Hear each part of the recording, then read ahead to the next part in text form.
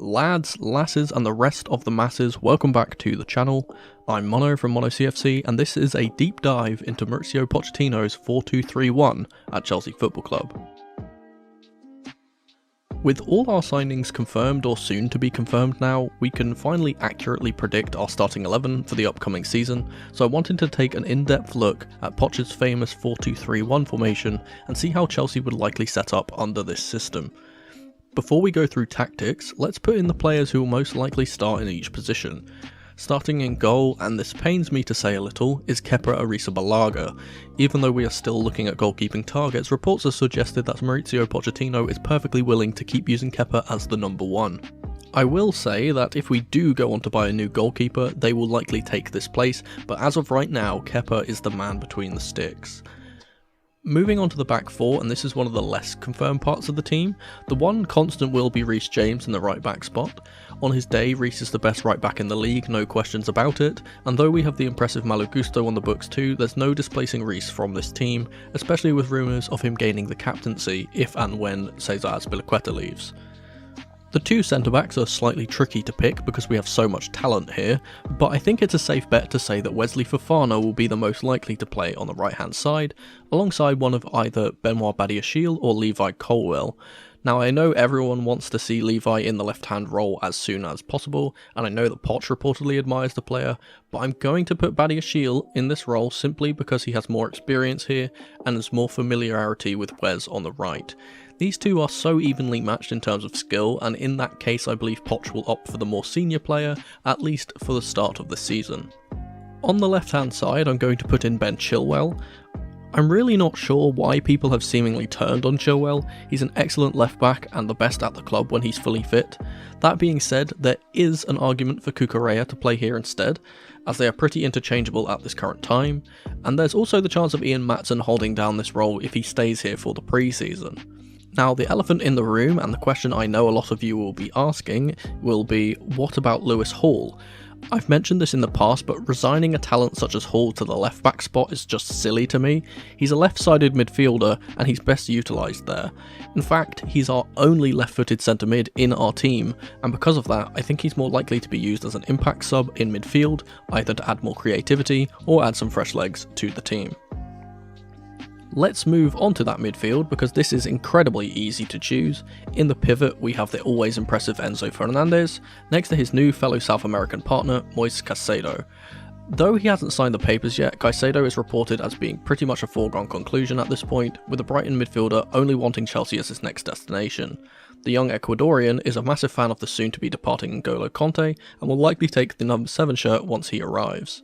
We are expected to wait until we have sorted out our outgoings, such as the multitude of players leaving for Saudi Arabia, before we launch a formal bid, which is looking to be around the £75 to £80 million mark, plus add-ons.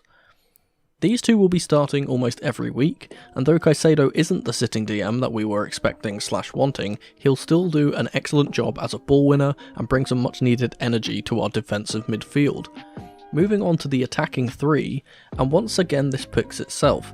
Noni Madueke is a guarantee to start on the right hand side, with the young Englishman continuing his great form from the tail end of last season into the under-21 England side. On the right is going to be Mykhailo Mudryk, who has also impressed in his international duties, with the Ukrainian likely being Poch's Chelsea's answer to Heung-min Son. Mudryk is still quite raw and will need some refining, but I feel as if Pochettino will admire his constant hard-working attitude and will prefer him over Sterling or Pulisic in this left-sided role. And lastly, in the middle is the finally confirmed Frenchman Christopher Nkunku. It's always been known that as soon as Nkunku arrived he was going straight into the starting 11, and this cam/centre forward position under Poch is almost tailor-made for him, considering how Poch utilised Dele Alli when he was at Tottenham. I will get into this role more in the next section, but just know that Christo is here to be a mainstay of this Chelsea team for years to come. Finally, the last player to include is who I believe will be our starting striker next season, Nicholas Jackson. It's been confirmed that his signing will go ahead, it's just a matter of time before he puts pen to paper. I've mentioned this in the past, but I've been watching him very closely since we were linked with him, and in all honesty, he looks like the total package. I've already done a piece on him in this video, so if you'd like to watch that, there'll be a link to that video in the top right of your screen now. I do believe he is ready to take the striker role as his own, with our only strikers being Broja, who is coming back from an injury, Davidatro Fofana, who is looking likely to exit on a loan deal, and Romelu Lukaku, who should be exiled from this team as swiftly as possible. Let's hope he can synergise well with his new teammates quickly and start bagging goals in the next season. Alright, so that's who will play, but let's look at how we will play. But before we do, I'd like to ask you to please subscribe to the channel. Still around 94% of the people that watch my videos aren't subscribed, so what are you waiting for? Hit that subscribe button. I'll be mostly comparing us to the way that the 2016-17 Tottenham Hotspur squad played, as this is the team that brought Mauricio Pochettino the most success he had in the Premier League. Though the teams are quite different and the personnel aren't exactly the same profiles, I do still believe Poch will try and establish this style, and if done correctly, I believe it could bring us a lot of success. So how does this team set up? Firstly, it's worth mentioning that this team had a large focus on the fullbacks and getting them high up the pitch. In the attacking phase, the team would switch to playing a 3-4-2-1, with Danny Rose and Kyle Walker almost playing as wingbacks at times. As our two best fullbacks, James and Chilwell, are by far at their best when playing as wingbacks, this would suit us perfectly and help bring out their incredible attacking capabilities. This highly offensive tactic would mean that one of the two in a midfield pivot would have to drop deep to supplement the defence when needed.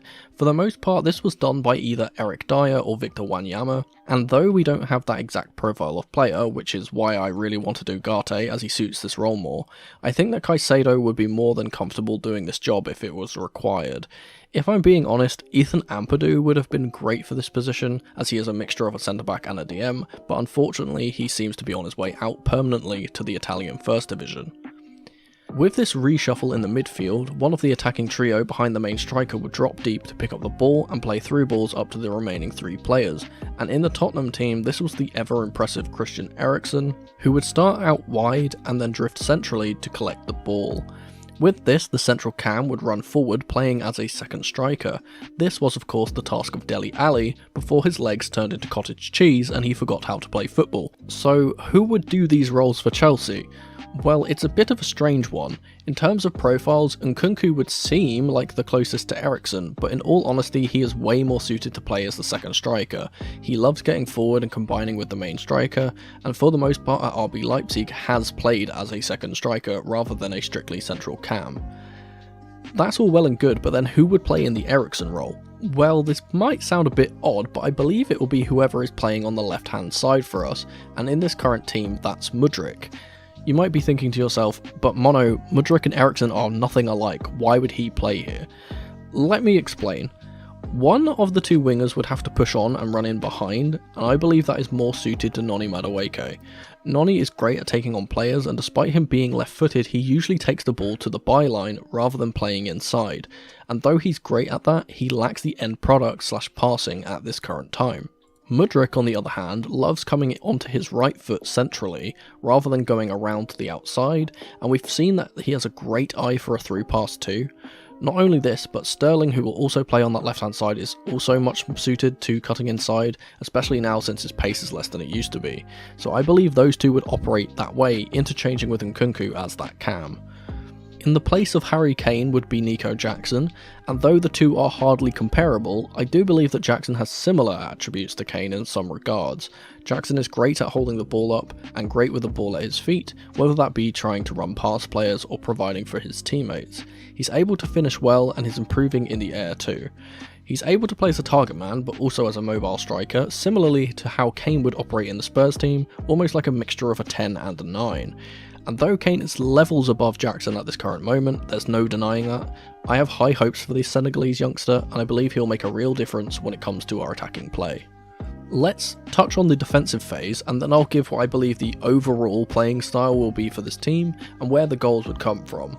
In the defensive phase, I think that we'd fall back into a 4-4-1-1 or 4-5-1 formation, with both midfielders and wingers dropping into the second of the two banks of 4. Nkunku could also drop deep if he was needed to make this a bank of 5. The one player who would be left up top would be Nico Jackson, as he is very good on the transition and would be able to progress the team up the pitch after a spell of pressure. We saw that he did this very well playing for Senegal in the AFCON qualifiers against Benin, and would be able to hold the ball until reinforcements arrived. This system would make us incredibly difficult to break down centrally, as the midfield would be extremely compact with little to no space for central players to receive passes or dribble. And with a player who is excellent at ball winning like Caicedo in the midfield, I think a lot of teams would fail to combat this and leave themselves open on the counter-attack. This setup would make us slightly vulnerable to early balls into the box from wide areas however, but with the extremely aerially potent centre backs we have, I think we'd be able to deal with that issue quite well as well. Finally, let's look at how the team would actually operate in game. In my opinion, almost every attack of ours will start with Enzo Fernandez. Against high pressure teams, I believe we will play short from the back, trying to beat the press, until the opportunity for Enzo to progress the ball up to the central striker or either winger arises. On the flip side, against teams that don't press, I think the focus will be more on long diagonal balls from Enzo to either fullback, opening up spaces for the attacking four to run into. I theorise that the majority of our goals will be set up from these long lofted passes, with the fullbacks then able to target Jackson or Nkunku in the box with early crosses, or play it short to more centrally for the attacking midfield three. A lot of our attacking play will likely be off the back of Caicedo winning the ball high too, with a lot of counter-attacking play being a particularly potent weapon for the Blues. I believe this system is incredibly balanced, and will bring us great success in the future with this incredibly promising set of young players, and a coach who managed to deadlift a relatively average Spurs team to a top 2 finish in the league that season. But that was just my first deep dive into Mauricio Pochettino's 4-2-3-1 tactics for next season. Thanks ever so much for watching. Let me know how you think we will play under Pochettino in the comment section below, and if you'd be so kind, subscribe to the channel and leave the video a like if you enjoyed. Don't forget to tap the notification bell so you never miss a video from me, or check out some of the other videos on the channel on the screen right now. I've been Mono from Mono CFC, and remember, in the rain or in the dry, keep that blue flag flying high. Come on you Blues.